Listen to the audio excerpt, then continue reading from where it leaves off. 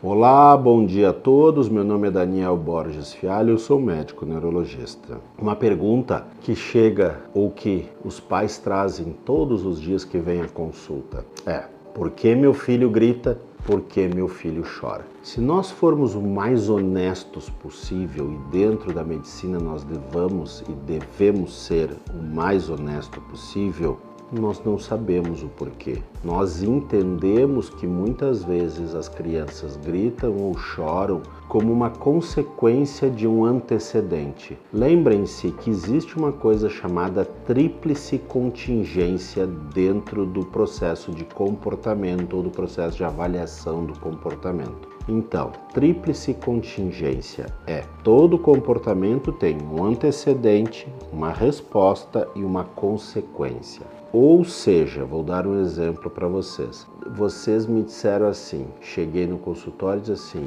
doutor, estou com a minha cabeça doendo. Vocês estão me mostrando a consequência, certo? O que aconteceu?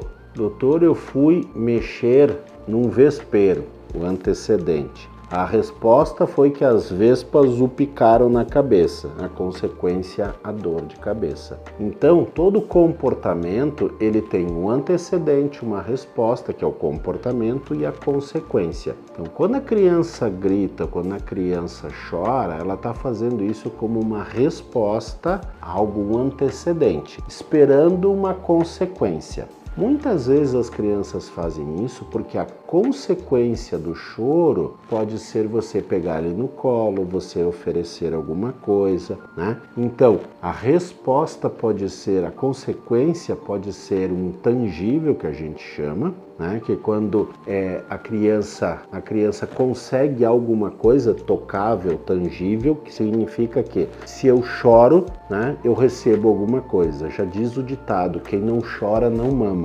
Então, se eu choro, você me dá alguma coisa em troca. Então eu choro porque eu quero aquilo em troca. Eu não consigo ainda pedir, eu não consigo ainda lhe fazer entender que eu quero alguma coisa. Então por isso acontece. Também pode acontecer por atenção. Quando a criança chora, quando a criança grita, você diz: vem cá com a mamãe, vem cá com o papai. Você pega ele no colo, você afaga ele. E ele está entendendo que quando ele faz isso, isso acontece. Ah, então não é pra gente pegar ele no colo? Não, é pra gente antecipar o comportamento. Se você vê que o seu filho está ficando um pouco mais agitado, não deixe que ele chegue ao choro ou ao grito. Antecipe o que está acontecendo para que você não tenha essa resposta, você não tenha depois a consequência a todo este comportamento. E se a gente não entende, é de extrema importância que a gente faça uma análise funcional do comportamento. Por isso que os terapeutas são muito importantes, porque eles precisam nos ajudar a entender o que está acontecendo.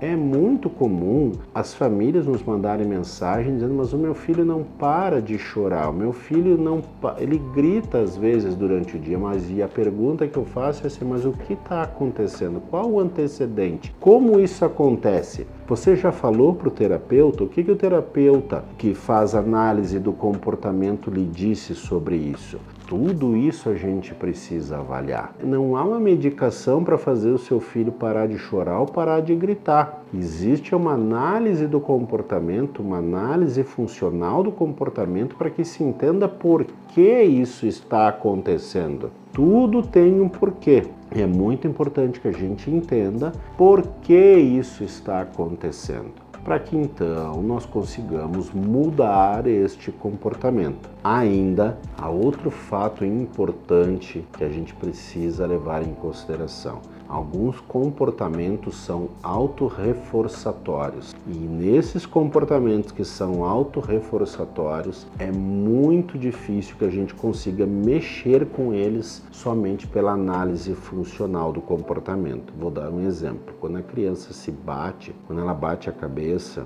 né, ela pode estar querendo um tangível, querendo alguma coisa em troca. Isso pode estar querendo atenção, mas o comportamento também muitas vezes pode ser autorreforçatório, ou seja, ele se perpetua pela existência dele mesmo. E esses comportamentos autorreforçatórios, muitas vezes eles estão linkados também a crianças que apresentam deficiência intelectual. E esses comportamentos autorreforçatórios são extremamente difíceis de serem manejados somente pela análise funcional do comportamento. E a partir daí, muitas vezes, é necessário que nós instituamos um tratamento medicamentoso para que consigamos mudar este comportamento. Ninguém vai deixar a criança se machucando. Os comportamentos autolesivos, que alguns podem ser por um autorreforçatório, podem acontecer por um autorreforço,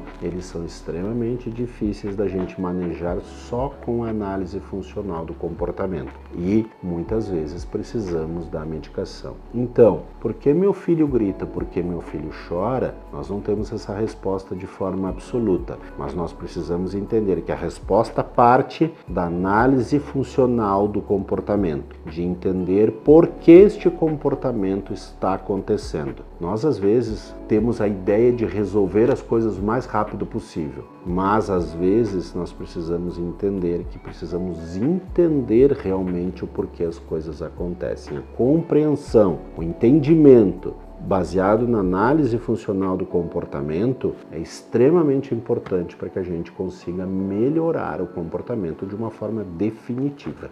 Um abraço fraterno a todos.